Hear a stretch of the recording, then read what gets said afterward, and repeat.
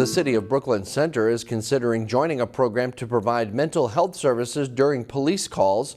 Through the program, paramedics and social workers would respond to mental health and other nonviolent calls that come into the police department.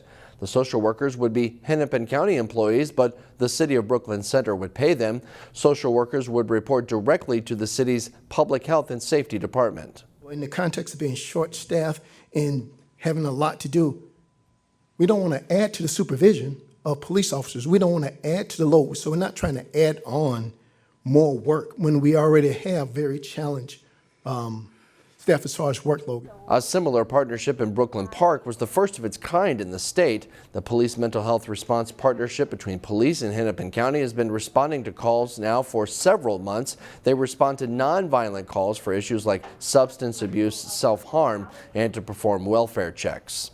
You may not think about it very often, but what happens to whatever you leave behind when you die? It should go somewhere. We talked with attorney Susan Peterson-Lerdahl of the firm Hennington & Snoxel to find out about an event coming up. We're talking about estate planning. It's not something that is top of mind for a lot of people a lot of the time. Is that right? I would have to agree. People defer to do planning or just don't want to put the money or the time into it for whatever reason. But it can be an uncomfortable topic, thinking about your own death and incapacity perhaps, and passing that wealth and the impact of that wealth on the next generation. These are topics that can be tough to struggle with. Is this something, estate planning or thinking about those types of matters, something that even the simplest beginning of trying to plan or trying to think about this could go a long way, or is it you need to dive in and have this really complex plan ready to go in case something happens? I think it's fair to say foundational plans, more basic plans, can be very valuable. And sometimes the topics are just too complicated or too numerous to tackle all at once. But it's so important to have a basic plan because things can go wrong when you least expect them.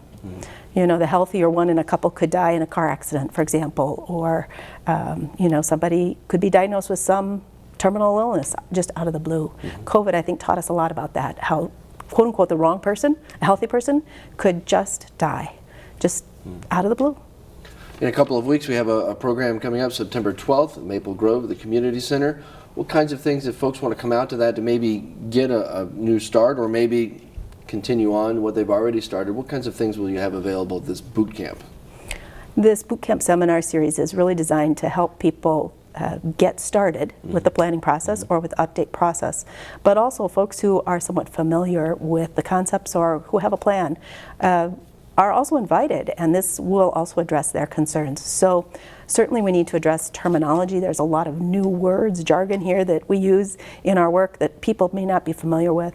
We want people to be able to meet attorneys. A lot of folks don't know who to call. They don't know any attorneys or what it means to even be an attorney, and they're uncomfortable with the thought of meeting with an attorney. So we want to give people just a little flavor of who we are as people and how we work with others. And also we've got more complicated concepts that we'll touch on, give people the time to ask questions and then also follow up with us if they've got individual concerns. Yeah, you don't need to have a law degree to be able to do this. You just need to know what you and your family need and want. That's right. What are your wishes?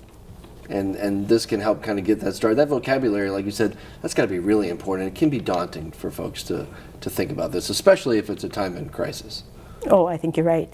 People are confused or they're just not on their game and they don't know where to start. Okay. So we're giving them that opportunity, really in a very comfortable setting.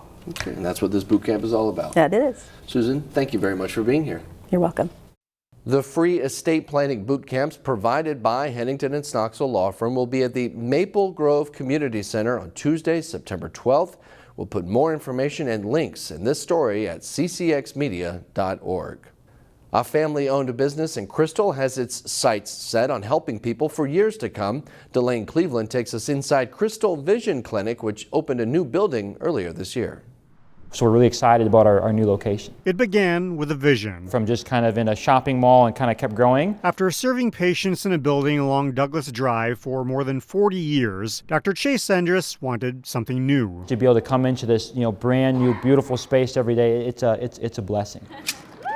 Following 2 years of construction, Crystal Vision Clinic opened this new building along County Road 81 this past spring. The clinic now has more parking, more space to move around, more than 1,500 frames on the retail floor, and updated technology to provide patients with the best possible care. Across the medical field, technology continues to very rapidly change the way that we do business and how we can service patients. We are going to take the measurements. Say, for instance, you need new glasses. Staff members take the precise measurements of a person's face and eyes by snapping a photograph with an iPad. You got it. And with those measurements, they can create a custom pair of lenses. This gives them a virtual reality idea of what looking through them would actually be like. But this is more than just a place to buy new glasses or contacts. Put your chin on the chin rest there. The clinic also provides comprehensive eye exams, and among the new technology is equipment to check for dry eye. Dry eye affects probably half of the population. A lot of people don't even know they're symptomatic. The exam only lasts a few minutes, but getting checked early can help a patient avoid problems such as blurry vision or light sensitivity further down the road. It starts to guide us down this long list of treatment protocols that we put together. In a perfect world, patients would come in once a year to get their eyes checked. If it's something you've put off, Dr. Endress says it's never too late. If it's been 5 or 10 years, come on in, doors are open. In Crystal, Delane Cleveland, CCX News. Experts at Crystal Vision Clinic also say that nearsightedness is on the rise in children, likely because of increased screen time.